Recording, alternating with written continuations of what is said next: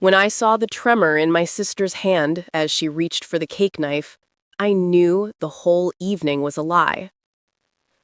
The light from the antique chandelier in the ballroom was too bright, catching the dust motes dancing just above the polished mahogany table. Outside, the early summer air was thick and sweet, but inside, I tasted only copper, the metallic flavor of dread.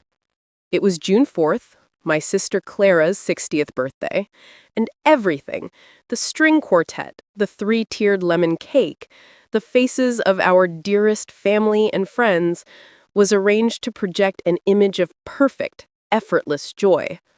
But perfection is brittle, and tonight I felt the cracks spreading. I, Eleanor, have always been the observer in our family, the quiet one who registers the shift in a glance or the hitch in a breath. Clara, 2 years my senior, was the star, radiant, loud, successful. Tonight, however, her usual bravado was missing. Her smile was pasted on too tight, and her eyes kept flicking to the wide, ornate double doors. It was a tic I recognized from 30 years ago when she was nervously waiting for her husband, Richard, to propose. But Richard was here, standing proudly beside her, his arm draped possessively over her silk-covered shoulder.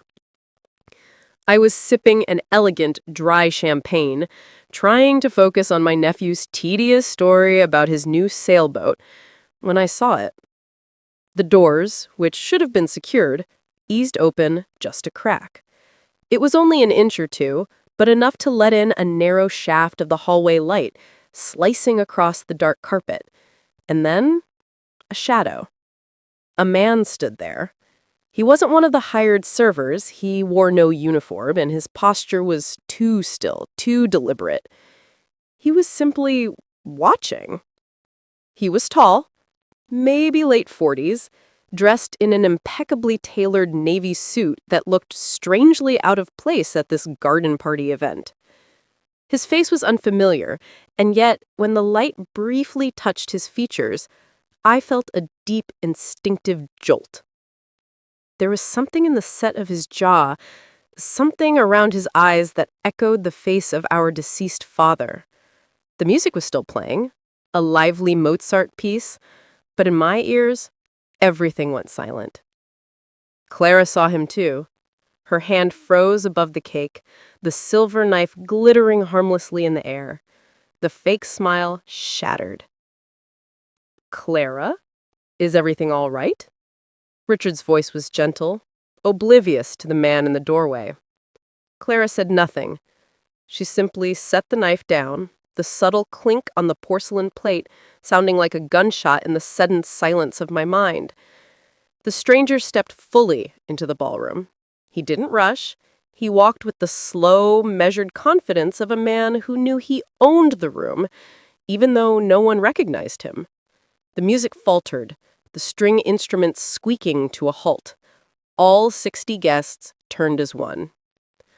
My life before that moment had been defined by a comfortable, quiet routine. I lived 2 towns over from Clara and Richard, in the cozy colonial house my late husband Arthur and I had shared. Arthur, a gentle, history-loving man, passed 5 years ago, leaving me with security, stability, and a garden I loved tending. I worked part-time as an archivist at the local historical society, surrounded by the ghosts of secrets, but never expecting one to walk into my own life. Clara and I had the kind of sisterly relationship that had settled into a comfortable groove, weekly phone calls, shared Christmases, and a mutual understanding of each other's history. We weren't best friends, we were simply family. The one shared narrative we always leaned on was the strength of our small, tight-knit clan. My parents, who had both passed peacefully, and the 2 of us. It was a simple, true story, or so I believed. Clara and Richard had built an empire, a regional chain of high-end bakeries, which is why the birthday cake was such a theatrical centerpiece. Their children, my nephew David and niece Sarah, were well-adjusted, slightly spoiled adults who adored their parents. David was the one telling the sailboat story. loud, charming, and oblivious.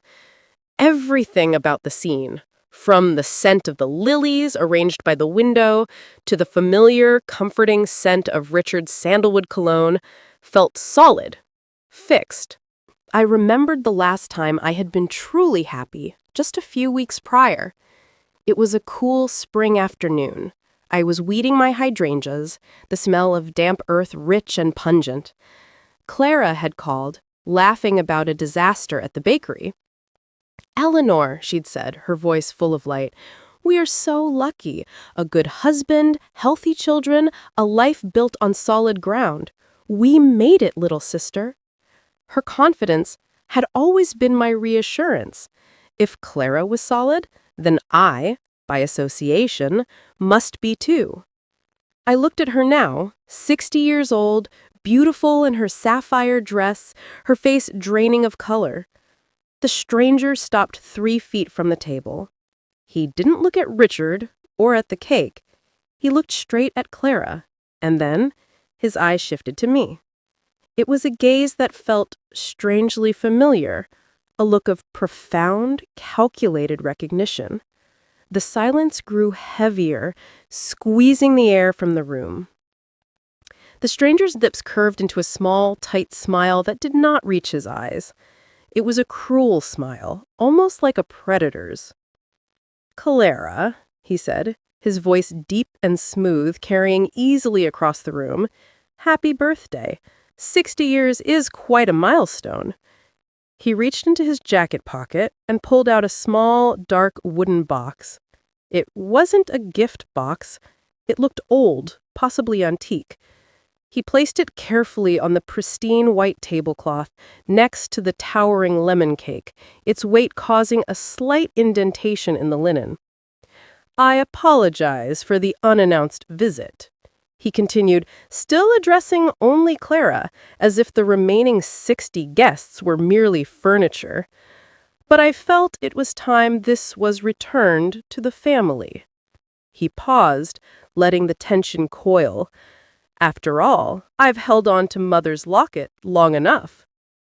Mother's locket? My mind reeled. Our mother's locket, a delicate silver filigree piece, had been buried with her. Clara had placed it in her hands herself, just before the casket lid was closed. I remembered the scent of lilies and the cold, smooth metal of the coffin handle. Richard finally stepped forward, his face a mask of confusion mixed with protective anger. "I don't know who you are, sir," Richard said, his voice clipped and sharp, "but this is a private party. I must ask you to leave." The man turned to Richard, his expression perfectly neutral. "I think you'll find I'm very much family, Mr. Thorne. More family than you ever knew existed." He looked back at Clara, who was now supported by my nephew David, her body swaying slightly. "My name," the stranger announced, his eyes fixed on Clara, "is Andrew, and I am your younger brother." The name hit me like a physical blow. Younger brother. It was impossible. There were only 2 of us. I looked at Clara, searching for denial, for rage, for the indignation that should meet such a brazen, hurtful lie. Instead, I saw only collapse. The truth was not in the man's words, but in the guilt written plainly across my sister's face. I stepped forward, my own voice surprisingly steady despite the roaring in my ears. "That is not possible," I stated flatly. "My brother, Robert, died when he was a baby. There is no other brother." Andrew turned his full attention to me. His eyes were the same shade of clear hazel as my father's, framed by the same thin, dark lashes. He knew me. He had been expecting me.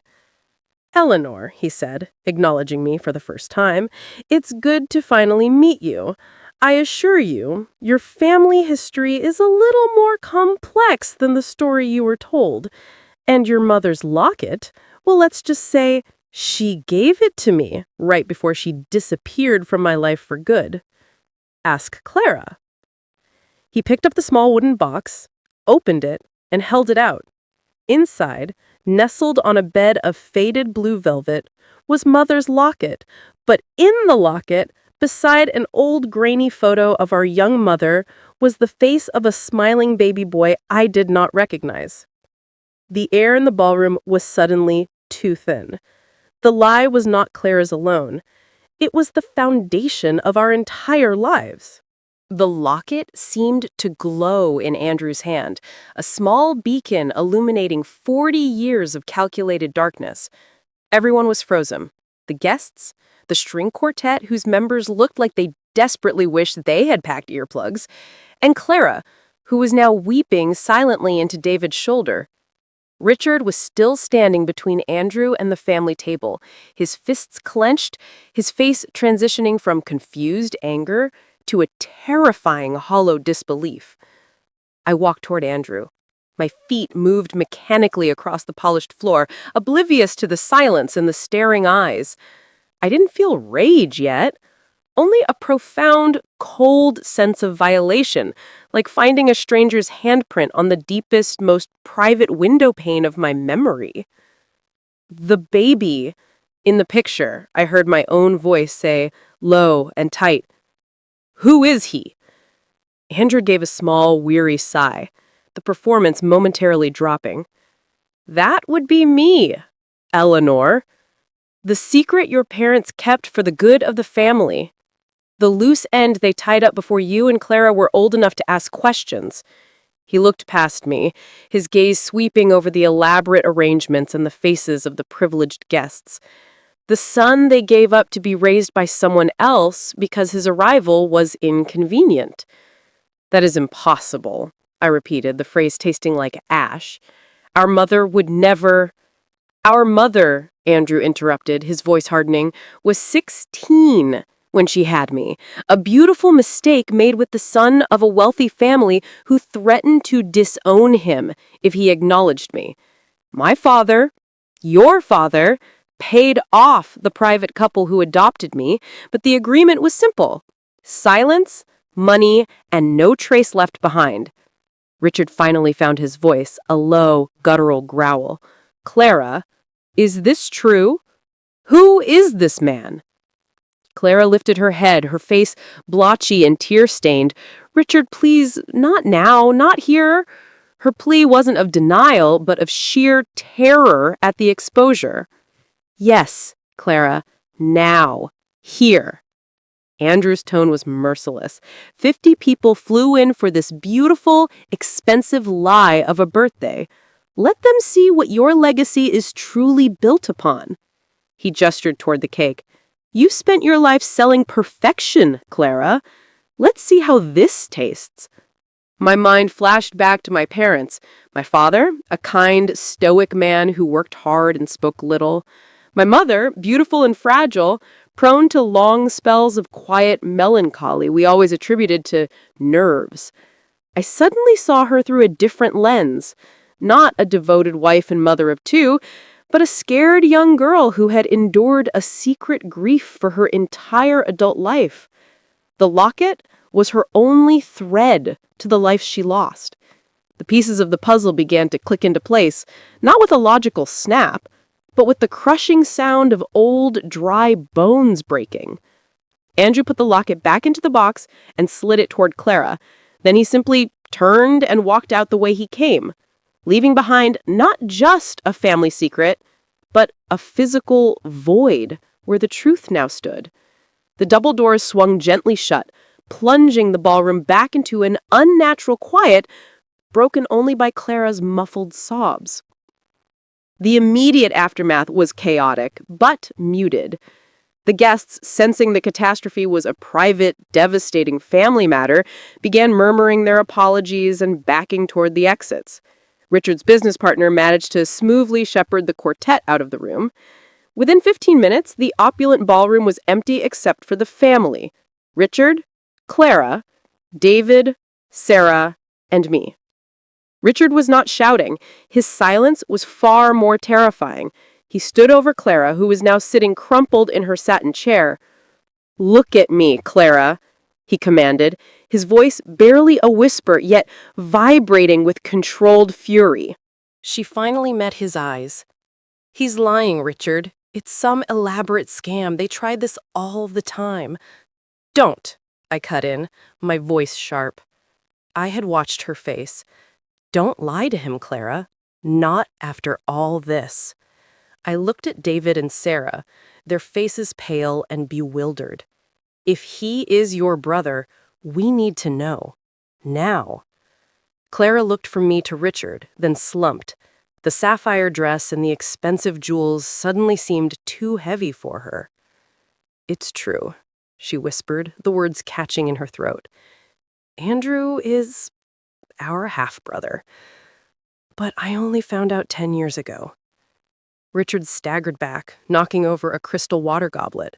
The sound of it rolling across the floor was sickening. 10 years? You've known for 10 years? Richard's voice was ragged. He had built his life, his empire, his entire identity around the woman sitting before him. The betrayal wasn't just the secret, but the decade of intimacy lived under a banner of deceit. Clara launched into a rushed, breathless explanation, directed mainly at me. It was right after Mom died, Eleanor. We were going through her lockbox. There was a letter, addressed to me, handwritten. It explained everything. The secret son, the adoption, the money trail, and a small savings account set aside for him, an inheritance. An inheritance? Richard roared, finally losing control. Our parents gave away a child and then kept a secret bank account for him? Why wasn't this in the will? Why didn't Dad mention this when he signed over the business to us? Clara looked away. Because there was a stipulation in the letter.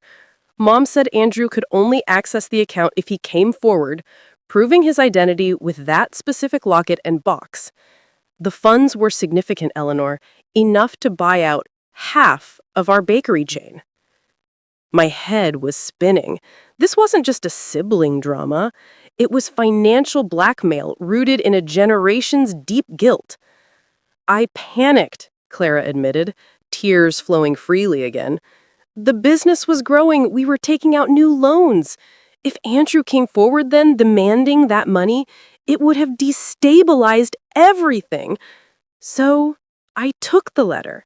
I burned it, and I swore to Richard I would never tell anyone. Richard sank into a chair, his head in his hands.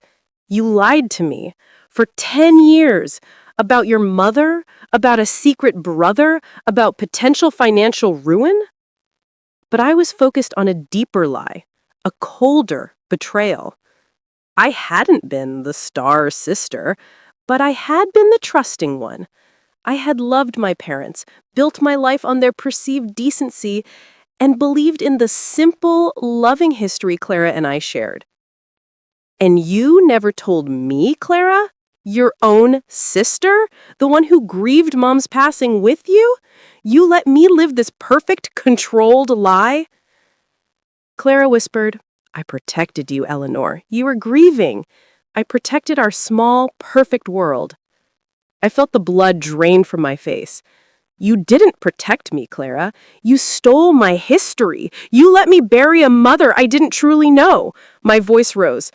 And now, because you were greedy, because you kept the lie for a decade of your own convenience, this man, my brother, had to crash your 60th birthday to demand his truth. The silence returned, but this time it was brittle, filled with the splintered pieces of our family history.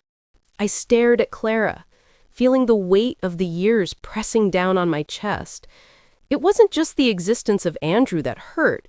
It was the casual ease with which Clara had discarded my right to the truth, labeling it protection.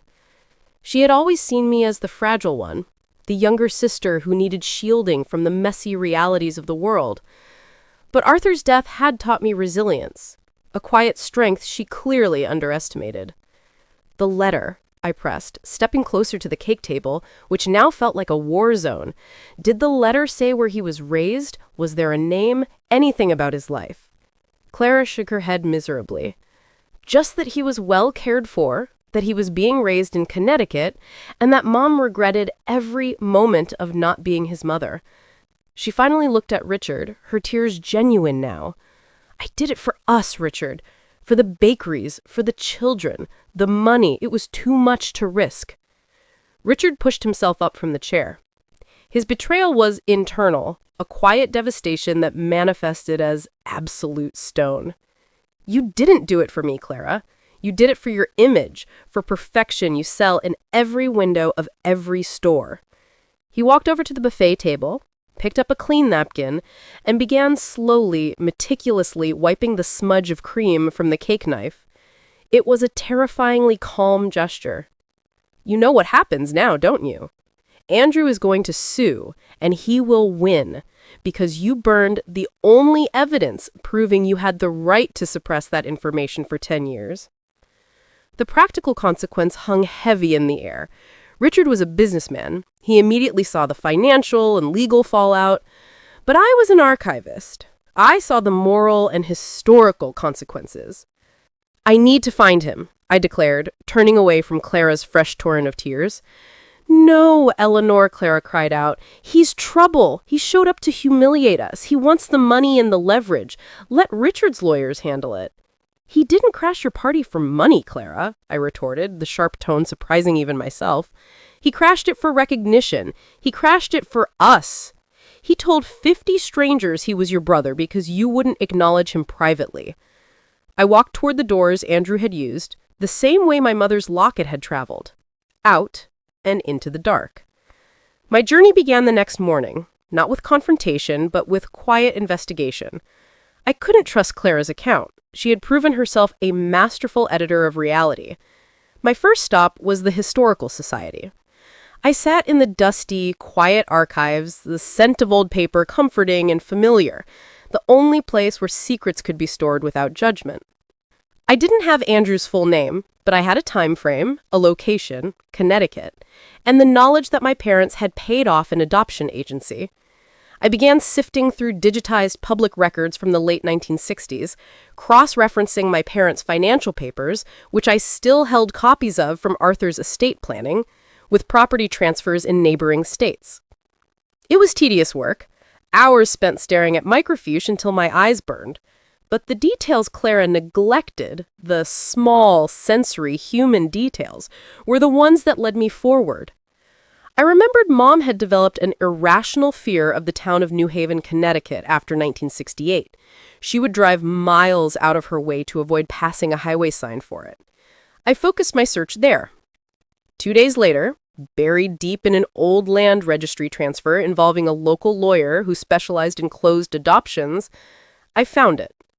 A large one-time payment made by my father, listed under confidential settlement for Andrew Thorne. Thorne. Richard's last name. The coincidence was too jarring to be accidental. It meant that Andrew had not only been given up, but he had ended up marrying into the family, or at least sharing a name with Richard's family tree. The universe, or perhaps just fate, had a twisted sense of humor. I tracked Andrew Thorne to a highly respected architectural firm in downtown Boston. He was listed as a principal. This was not a desperate scammer. This was a successful, calculated man seeking justice, not just a payout. I didn't call him. I drove. I packed a small overnight bag, leaving a note for my neighbor about watering the hydrangeas. The drive up the coast was beautiful, but I barely registered the scenery. My mind was consumed by a single image, the quiet pain in Andrew's eyes as he stared at the locket. I found his office in a sleek glass tower overlooking the harbor. The receptionist confirmed his identity and directed me to a seating area. When Andrew walked out to greet me, he looked tired, the intense calculation from the birthday party replaced by a profound weariness. He stopped, recognizing me instantly. "Eleanor, I didn't expect to see you here." "I needed to see you outside of the performance," I said, rising. I held out my hand. My sister's behavior was unexcusable, but I want to introduce myself. I am Eleanor Thorne, your half-sister.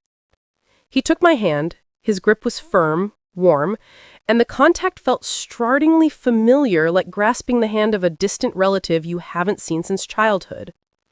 We sat in his large, minimalist office. The air smelled of expensive leather and salt from the harbor. I tracked the adoption payment, I began, bypassing small talk. The settlement included the name Andrew Thorne. Is there a relation to Richard Thorne, Clara's husband? Andrew nodded, a small, sad smile touching his lips. Yes, Richard is my cousin. We worked together briefly after college. It was pure coincidence that I even met him years after my adoptive parents told me the truth about my birth. It was the name, Thorne, that got my attention. He leaned forward, resting his elbows on his desk. My adoptive father, rest his soul, was a kind man, but he was always honest. He gave me the locket and the box when I turned 21. He told me he'd been paid a generous sum by Mr. Thorne to take a child off his hands, and that the child's mother cried when she handed it over. And Clara? I asked, my voice barely above a whisper. I found out about her, about all of you, just over 10 years ago, right after your mother died. I used my resources. I saw your parents' obituary, and I recognized the name Clara Thorne. I reached out to her, quietly, through a lawyer. I didn't want the money then. I just wanted to know them. His eyes met mine, raw and honest. Clara refused the meeting. She called my lawyer and threatened him. She said she had burned the only paper evidence of my claim and that I would never get a penny or a word from her family. She told me to stay away. I closed my eyes. A single hot tear traced a path down my cheek. Clara hadn't just protected her finances. She had actively rejected her own flesh and blood. She had denied Andrew the emotional inheritance he sought.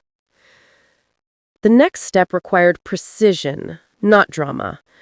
I returned home and initiated the formal discovery process through Richard's, now the family's, lawyer. I made it clear that I was not siding with Clara, I was siding with the truth.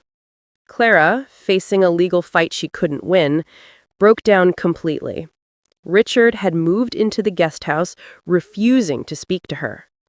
David and Sarah, shocked by their mother's decades of calculated selfishness, turned to me, the quiet aunt, for guidance. Aunt Eleanor? Sarah asked me one night, her voice thin with disbelief. How could she keep such a huge, painful secret? Why? Fear, I told her simply. Fear of losing the perfect life she had constructed. Fear is a powerful builder of cages, Sarah. The consequence was made public not through a lawsuit, but through a calculated media release. Richard, prioritizing damage control for the bakery's reputation, decided to be preemptive. He announced a major restructuring of the family trust, acknowledging Andrew Thorne as a key new partner and majority owner. He framed it as a long-lost family reunion, a touching legacy of their late mother, but the underlying message was clear. Andrew had won. The guilt money was being paid. The local newspaper headline read, "Bakeries expand, fueling sweet family reunion." A lie, perhaps, but a dignified one. Andrew, through his lawyer, agreed to the terms. He didn't want to dismantle the bakeries. He simply wanted the inheritance that was rightfully his and the recognition that came with it. The biggest consequence, however, was internal. The bakery empire survived, but the marriage did not. Richard, unable to tolerate the years of deception, filed for divorce. Clara's perfect world collapsed, not with a bang, but with the quiet, devastating finality of a lock turning. The dust settled slowly, like fine ash after a great fire. For Clara, the consequences were financial, marital, and profoundly lonely. The divorce was quiet and swift. Richard, the master of public relations, ensured the narrative protected the business. Clara received a generous settlement, but lost the gilded stage on which she had performed her flawless life for so many years. She moved out of the grand house and into a small, elegant condo, a life of comfort, but stripped of the drama and status she craved. My focus, however, was on rebuilding the shattered foundation of our family history. That meant reaching out to the one man who had suffered the deepest injustice. I invited Andrew to my home, not to the formal, stiff environment of a lawyer's office, nor the chaotic aftermath of a party, but to my colonial house, the one filled with the familiar scents of old paper and hydrangeas. I baked a simple apple pie, a recipe Arthur loved, and set the table in the sunroom, where the light was soft and forgiving. When Andrew arrived, he didn't bring lawyers or demands. He brought a bottle of wine and a quiet, weary smile.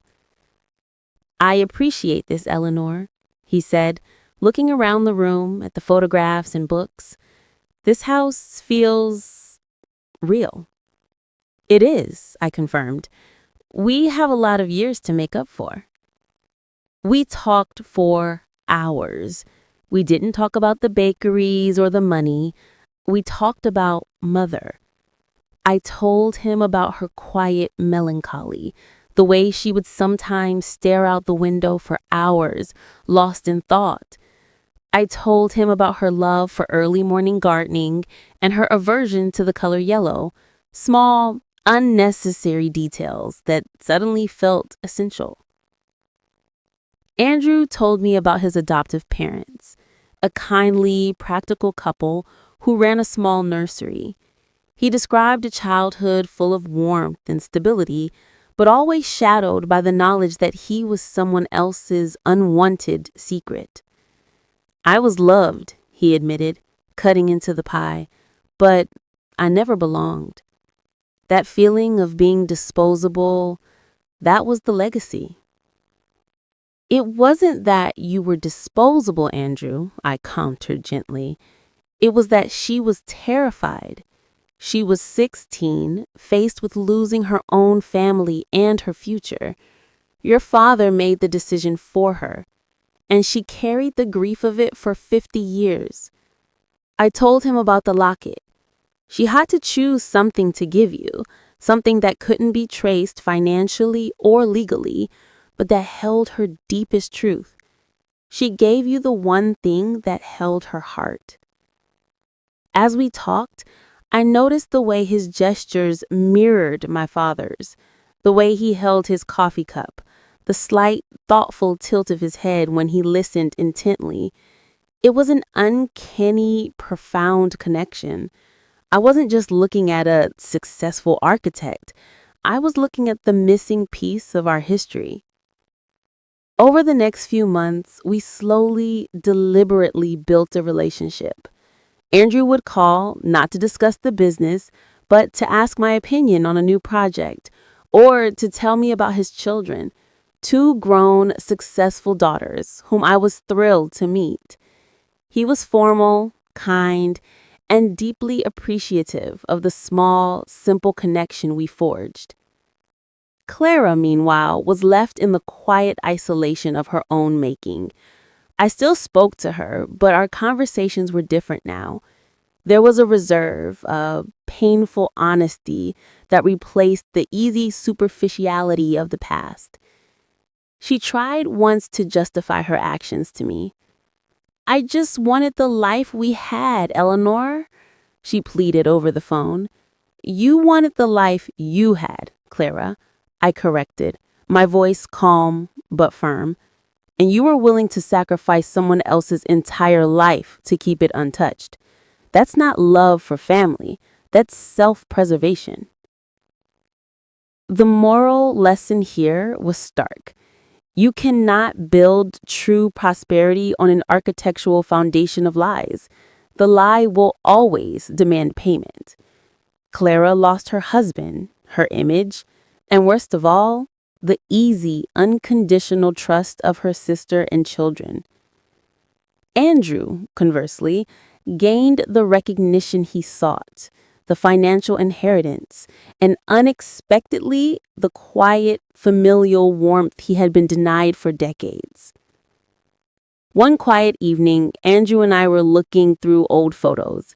He pointed to a picture of Clara and I as gangly teenagers, laughing awkwardly in matching swimsuits. "She looks happy there," Andrew observed. I replied, smiling sadly, "She was. Before the expectations, before the money, before the performance. We were just two girls building sandcastles." "Thank you, Eleanor," he said, turning to me, his eyes full of depth, "for not letting her lie win, for giving me back my history." I simply squeezed his hand, the shared blood between us no longer a secret, but a quiet, powerful truth. It has been nearly 2 years since the lemon cake remained uncut and the secret brother walked into the room. Clara is slowly learning to live a smaller, quieter life. Richard is thriving in the single life, dedicated fully to the business. And Andrew, he is now the family member who calls me first, the one who brings me rare seeds from my garden and debates history with the same intensity as my late husband. The house is quiet tonight. The hydrangeas outside are blooming in the soft moonlight. I realized that the hardest part of that betrayal wasn't the shock of finding a brother, but the heartbreak of finding out the mother I loved and the sister I trusted had lived such a painful, hidden life. The truth is always better, even when it costs you everything. It frees you to build something real. My parents wanted to protect their image. Clara wanted to protect her money. But in the end, that protection became their undoing. They sacrificed the emotional truth for social safety. Would you have exposed the lie, knowing it would shatter your sister's life and reveal such a painful truth about your parents? Or would you have helped your sister bury the secret for the sake of peace? Tell me your thoughts in the comments below, and please subscribe and share your own stories of family ties and the heavy cost of lies and finding the courage to uncover the truth. The memory of that evening, the heavy scent of lilies mixing with the metallic taste of dread, still flashes through my mind sometimes. But now, when I think of it, I don't focus on Clara's panic or Richard's cold rage. I focus on the moment Andrew looked at me, just before he walked out of the ballroom, and I saw my father looking back. That was the moment the old world ended and the new one, the true one, began. We spend so much of our lives trying to keep things in neat boxes. We label our relationships, we simplify our histories, we decide who the hero and who the villain is. But real life, my dears, is never that simple. My mother, who I once thought of as purely saintly, was a desperate, scared teenager who made a terrible bargain. My sister, who I saw as strong and confident, was a fearful woman willing to commit betrayal to maintain control. And Andrew, the intruder, the antagonist, was simply a man searching for a place to belong. The deepest secrets are not stored in bank accounts or hidden letters. They are stored in the hearts of the people we love most. And sometimes the only way to heal a family is to crack open those hearts and let the painful truth pour out. It's messy, it hurts, and you lose pieces of what you thought was real. But what you gain is far more valuable. The undeniable, beautiful truth of who you are and where you came from. My dearest friends, I often ask myself this. If you found a secret that was protecting the happiness of one person, but causing deep, lifelong pain to another, especially someone outside the family, would you expose that secret? Would you choose justice and truth, even if it meant watching your own sister's life crumble? Or would you have helped your sister bury the secret for the sake of an uneasy peace? Tell me in the comments below. I'll be reading every word as always. And if this story of family ties and the heavy cost of lies resonated with you, please subscribe and share. Your support helps me keep telling these difficult human stories. Take care, and I will talk